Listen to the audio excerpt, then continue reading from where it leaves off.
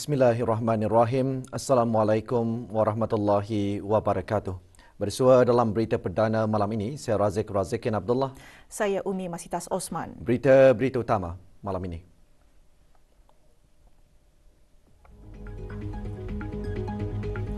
Kebawah Duli Yang Maha Mulia Paduka Seri Baginda Sultan dan Yang di-Pertuan Negara Brunei Darussalam bertitah menyeru agar APEC meneruskan semangat multilateralisme dan melibatkan semua pihak berkepentingan untuk memastikan peranannya sebagai inkubator akan terus menyumbang kepada usaha-usaha WTO. Kebawah Duli Yang Maha Mulia Paduka Seri Baginda Sultan dan Yang di-Pertuan Negara Brunei Darussalam berangkat meninggalkan Bangkok, Thailand selepas menghadiri mesyuarat Ketua-Ketua Ekonomi APEC 2022.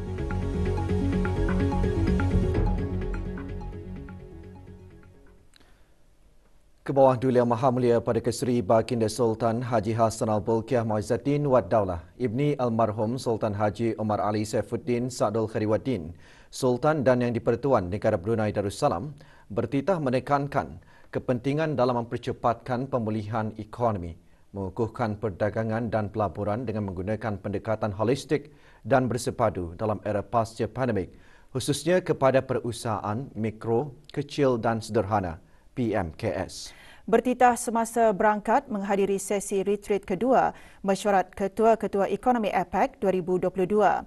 Kebawah Duli Yang Maha Mulia Paduka Seri Baginda Sultan dan Yang di-Pertuan Negara Brunei Darussalam juga menekankan kepentingan dalam membantu PMKS supaya bersedia menghadapi masa hadapan dengan meluaskan asas pengetahuan agar lebih berdaya tahan dengan keadaan semasa, membentuk dasar persekitaran yang relevan dan boleh diramal untuk menarik para pelabur dan usahawan dalam mengintegrasikan PMKS ke dalam rantaian serantau dan bekalan dan dalam melengkapkan PMKS dengan kemahiran digital. Berangkat mengiringi Kebawah Duli Yang Maha Mulia ialah Duli Yang Teramat Mulia Paduka Seri Pengiran Muda Abdul Matin. Sesi retreat kedua berlangsung di Queen Sirikit National Convention Centre, QSNCC, Bangkok, Thailand.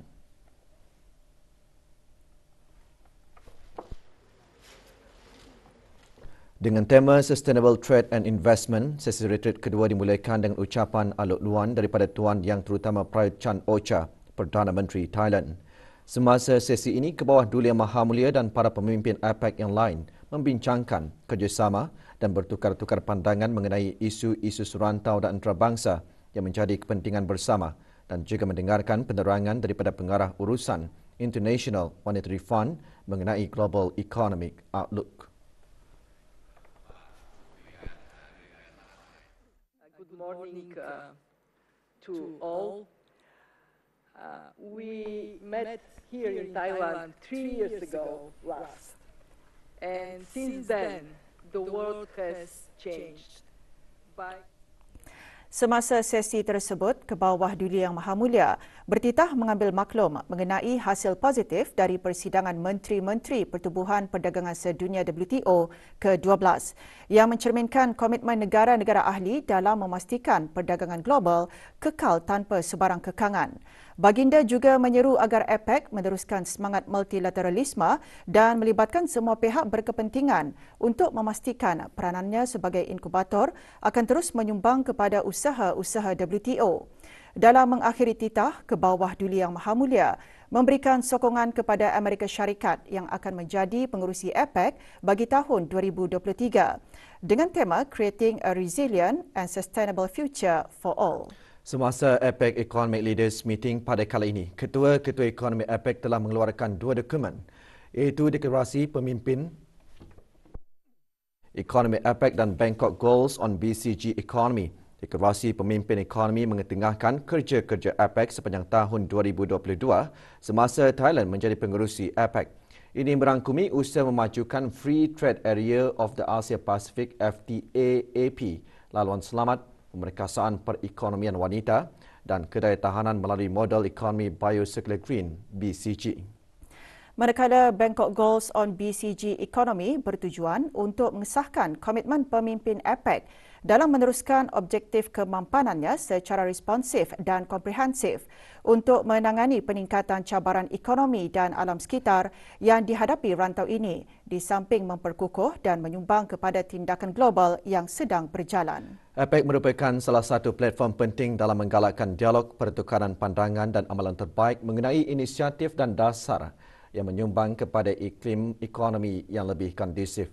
Sebagai inkubator idea, APEC juga membina kerjasama ekonomi dan teknikal serta program pembangunan kapasiti dalam berbagai bidang. Keahlian negara Brunei Darussalam dalam APEC telah membolehkan penyertaan dalam dialog dasar dan penglibatan pembangunan kapasiti tersebut yang boleh menyumbang ke arah mencapai matlamat Awasan Brunei 2035.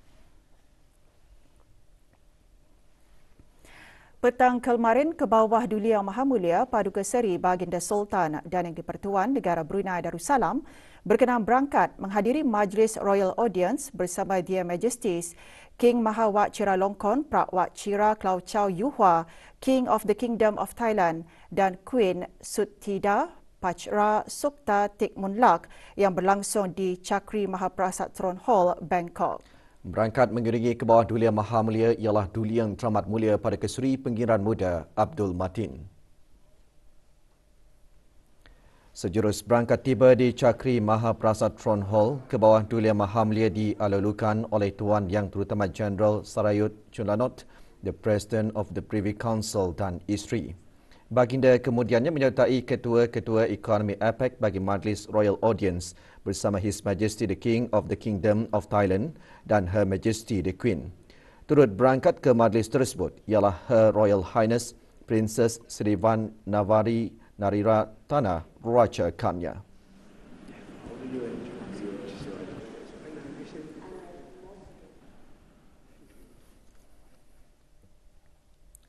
Ketua-ketua ekonomi APEC berada di Bangkok untuk menghadiri AELM yang ke-29 pada 18 dan 19 November 2022. Thailand selaku pengerusi APEC telah menghoskan AELM sebanyak 3 kali iaitu pada tahun 1992, 2003 dan 2022.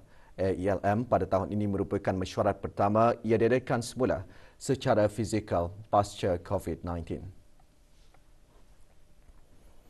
Ke bawah Duli Yang Maha Mulia Paduka Seri Baginda Sultan dan Yang di-Pertuan Negara Brunei Darussalam hari ini berangkat meninggalkan Bangkok, Thailand selepas menghadiri mesyuarat Ketua-Ketua Ekonomi APEC 2022 AELM. Berangkat mengiringi ke bawah Duli Yang Maha Mulia ialah Duli Yang Teramat Mulia Paduka Seri Pengiran Muda Abdul Matin.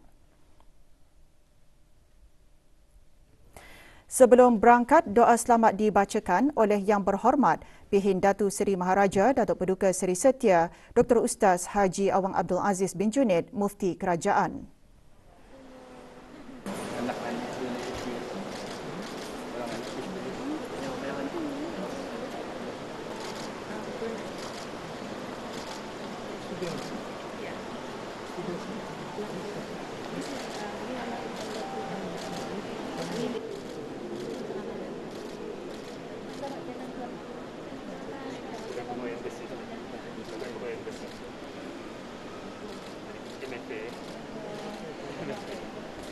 Berada di Terminal Udara Don Muang bagi menyembahkan selamat berangkat ke hadapan majlis ke bawah Duli Yang Maha Mulia, Tuan Yang Terutama Prawit Wong Suwan, Timbalan Perdana Menteri Thailand.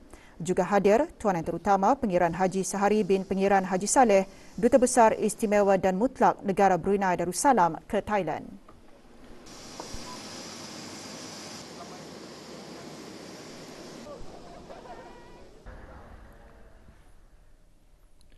Semasa menghadiri AELM, ke bawah Duli Yang Maha Mulia telah berangkat menghadiri sesi retreat pertama dan retreat kedua mesyuarat Ketua-Ketua Ekonomi APEC 2022.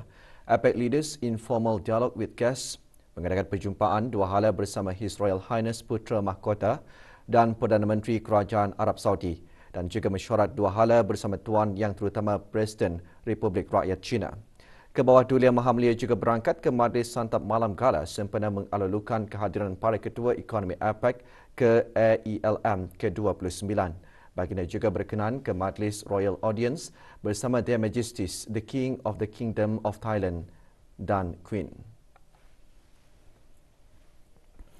Mesyuarat ketua-ketua ekonomi APEC antaranya menumpukan kepada mempermudahkan perdagangan dan pelaburan yang terbuka, menambah baik persekitaran perniagaan serta memastikan matlamat ekonomi dicapai secara inklusif dan berdaya tahan.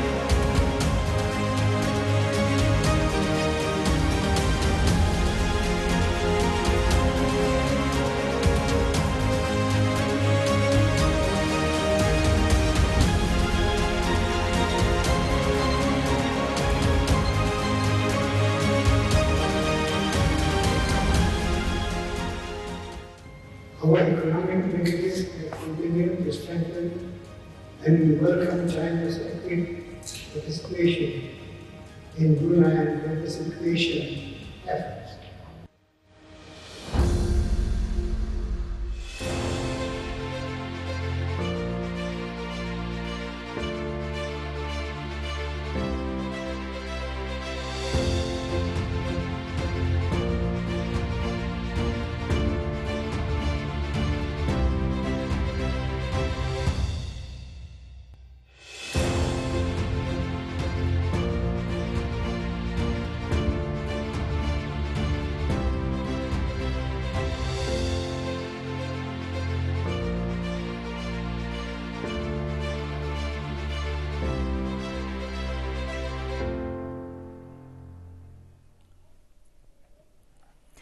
Penerima anugerah-anugerah sempena Hari Perkhidmatan Awam ke-29 diharap akan terus menjadi dorongan kepada seluruh warga perkhidmatan awam dalam menanai amanah masing-masing serta menyumbang kepada produktif semata-mata bagi kejayaan agenda pembangunan negara yang inklusif dan holistik. Perkara tersebut dinyatakan oleh Setiausaha Tetap Urus Tadbir Perkhidmatan Awam di Jabatan Perdana Menteri.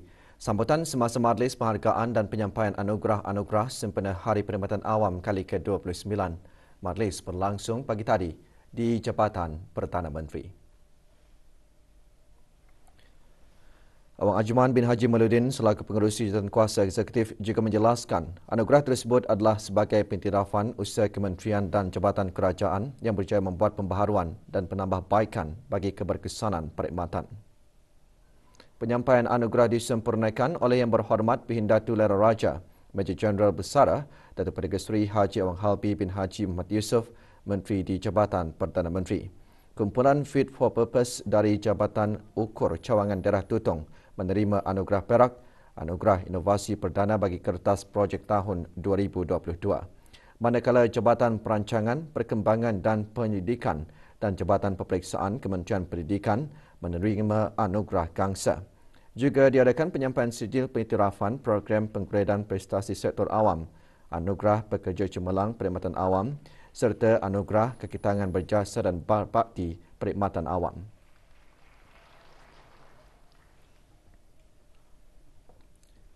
Negara Brunei Darussalam telah berjaya mengurangkan lebih 61% dari garis dasar yang telah ditetapkan dalam Protokol Montreal. Perkara tersebut digariskan oleh Setiausaha Perancangan Guna Tanah dan Alam Sekitar Kementerian Pembangunan semasa Majlis Ozon for All sempena Hari Ozon Sedunia 2022, anjuran Kementerian Pembangunan pagi tadi. Pihak Protokol Montreal juga mendapati gas alternatif yang digunakan untuk menggantikan gas yang menghakis lapisan ozon mempunyai nilai potensi pemanasan global yang tinggi dan boleh menyebabkan kesan negatif kepada iklim. Dr. Dayang Nur Imtihan binti Haji Abdul Razak seterusnya menjelaskan negara Brunei Darussalam merupakan negara pertama di Asia Tenggara yang menghasilkan buku panduan yang mengandungi amalan terbaik bagi pengurusan gas tersebut. Majlis diteruskan dengan perasmian Jerayawara Ozone for All dan pelancaran buku panduan Safe Handling of Low GWP Flammable Refrigerants serta penyampaian hadiah kepada para pemenang pertandingan seni Asia Pacific Regional Ozone 2 Climate. Jerayawara ini dibukakan kepada orang ramai sehingga esok dari 10 pagi hingga 10 malam di pusat membeli belah Times Square.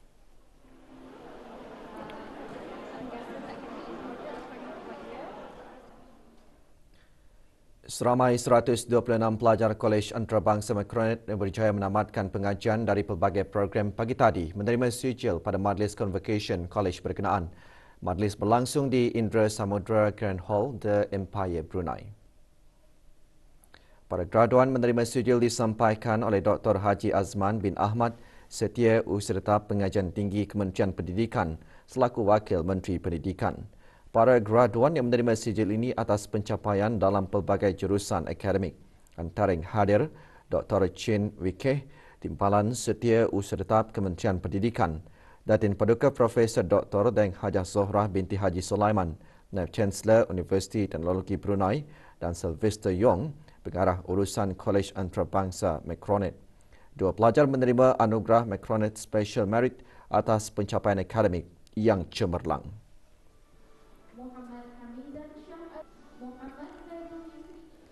Harapan kalau ada rezeki untuk menyambung pelajaran lagi ataupun kalau ada untuk mengimplement my skills yang dipelajari ke dalam bidang pekerjaan lagi lah.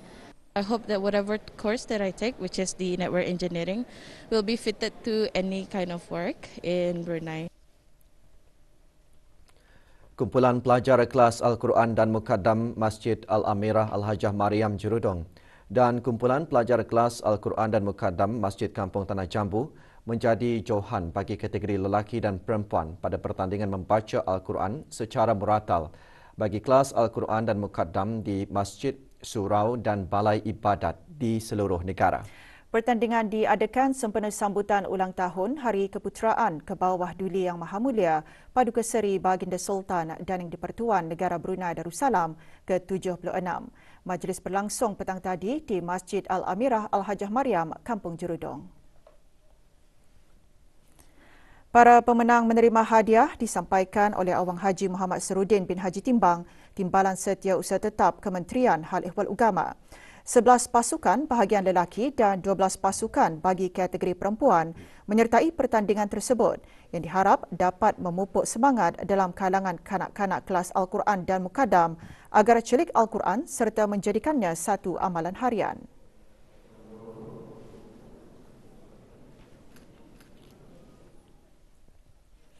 Ke arah memberikan maklumat kepada guru-guru mengenai pelaksanaan kurikulum tetap mata pelajaran Al-Quran bagi tahun 11 tahun 2023 serta penggunaan bahan sumber pengajaran dan pembelajaran Al-Quran di sekolah, maktab kerajaan dan swasta, Kementerian Pendidikan melalui Jabatan Perkembangan Kurikulum dengan kerjasama Jabatan Pengajian Islam Kementerian Hal Ehwal Ugama petang tadi mengadakan taklimat sukatan pelajaran Al-Quran kurikulum tetap tahun 2023 bagi tahun 11. Taklimat diadakan di Sekolah Ugama Arab Menengah Perempuan Raja Isteri Pengiran Anak Hajah Saleha, Kampung Katok. Lebih 150 ketua-ketua guru agama dan ketua-ketua jabatan serta guru-guru mata pelajaran Al-Quran tahun 11 bagi semua institusi menengah, maktab kerajaan dan swasta seluruh negara menghadiri taklimat tersebut. Program di bawah inisiatif bersama Kementerian Pendidikan dan Kementerian Hal Ehwal Agama itu mula dilaksanakan tahun 2020 secara serentak bagi tahun 9, 10 dan 11 di kesemua sekolah menengah kerajaan dan swasta dengan peruntukan satu waktu iaitu 25 hingga 30 minit seminggu dengan menggunakan kurikulum peralihan.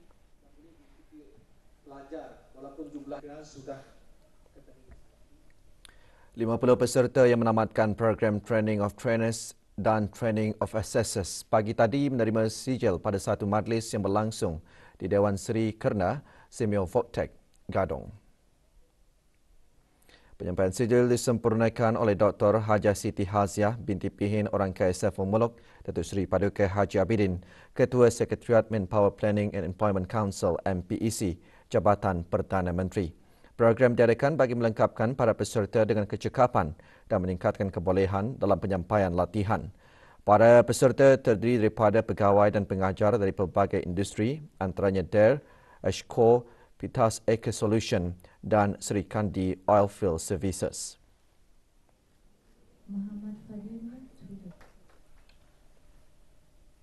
Status harian normal baharu COVID-19. Satu kes kematian dicatatkan manakala dua kes berada dalam setiap kategori 4 dan 5 iaitu kes-kes yang sedang dalam rawatan. Kementerian Kesihatan memaklumkan 614 kes dilaporkan sembuh. Jumlah keseluruhan pemberian 2 dos vaksin COVID-19 bagi kanak-kanak berumur 5 hingga 11 tahun, 86.6%. Bagi remaja berumur 12 hingga 17 tahun yang mendapat 3 dos vaksin, 61.9%. Dan liputan bagi rakyat dan penduduk negara ini yang mendapatkan 3 dos vaksin, 78.8%. Sempena ulang tahun kedua penubuhan Pusat Tingkatan 6 Blight PTEB, pusat berkenaan mengadakan Expo Kreativiti dan Hari CCA. Perasmiannya disempurnakan oleh Dayang Chin Ai Fong, Pengetua PTEB. Turut diketengahkan pelbagai genre lukisan bagi memupuk ekspresi kreatif secara umum dan berupa produk kesenian yang boleh dipasarkan. Pameran juga merangkumi bengkel, koleksi figura dan miniatur, pameran seni lukis dan keusahawanan.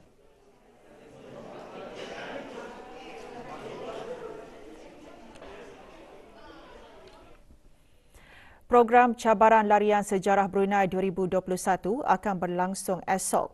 Program Anjuran Pusat Sejarah Brunei dengan kerjasama Bank Islam Brunei Darussalam BIBD itu merupakan aktiviti tahunan Pusat Sejarah Brunei bersempena dengan pengiktirafan Bandar Seri Begawan sebagai Ibu Negara Ketemadunan Islam bagi Rantau Asia 2019.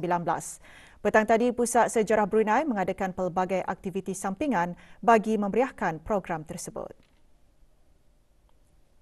Antara aktiviti sampingan bagi program tersebut, persembahan akustik, pertunjukan koleksi kereta klasik dan basikal antik serta gerai jualan. Ia bertujuan memberi peluang kepada orang ramai untuk menyertai dan memenangi pelbagai hadiah dengan berkunjung ke Pusat Sejarah Brunei bersama keluarga, di samping mengenali sejarah dan warisan yang terdapat di negara ini. Aktiviti sampingan bermula hari ini hingga 10 malam dan akan disambung esok Ahad mulai 6 pagi hingga 12.30 tengah hari. Matlamat program bagi mendukung pencapaian sasaran Plan Strategik Kementerian Kebudayaan Belia dan Sukan 2020-2024 iaitu Pusat Sejarah Brunei sebagai Pusat Kecemerlangan Sejarah dan Kesultanan Brunei 2023. Jabatan Perkhidmatan Elektrik Jabatan Perdana Menteri akan menjalankan kerja-kerja menaik taraf sistem meter prabaya Isnin 21 November 2022 bermula pukul 12.30 malam hingga 6 pagi. Semasa kerja menaik taraf dilaksanakan, semua pembelian token meter prabaya melalui Cash Deposit Machine CDM, Power Card, DSTEZ SMS dan pembelian dalam talian akan terjejas. Ramai diingatkan membuat pembelian token meter prabayar sebelum kerja-kerja menaik taraf dilaksanakan. Sebarang pertanyaan lanjut, hubungi talian Darussalam 123. Piala FA Brunei 2022, 4 pasukan bakal berentab dalam saingan separuh akhir pertama yang dijadualkan berlangsung malam ini. DPMMFC menentang Kota Ranger FC di Stadium Mini Cerudong, manakala MS ABDB akan bertemu Kasuka FC di Kompleks Sukan Brakas. Kedua-dua perlawanan bermula pukul 8.15 malam.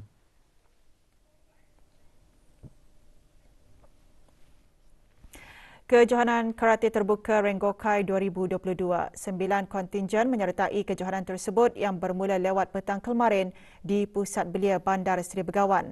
Kejohanan itu menarik minat lebih 120 peserta dari 9 kontingen sekaligus menyaksikan penyertaan 3 kontingen dari negara jiran Sabah dan Sarawak. Kontingen Brunei Darussalam terdiri dari Rengokai Karate Brunei Darussalam, Gojukai Antarabangsa Brunei Darussalam, Shotokan Karate Brunei Darussalam, Persatuan Karate Shitoryu Brunei Darussalam, Wadokai Karate Brunei Darussalam dan Shitoryu Karate Kuala Belait. Sementara 2 kontingen dari Sabah diwakili oleh Inspire Karate Sabah dan Persatuan Shotokan Karate Sabah, manakala Sarawak diwakili oleh Akademi Karate Hariri.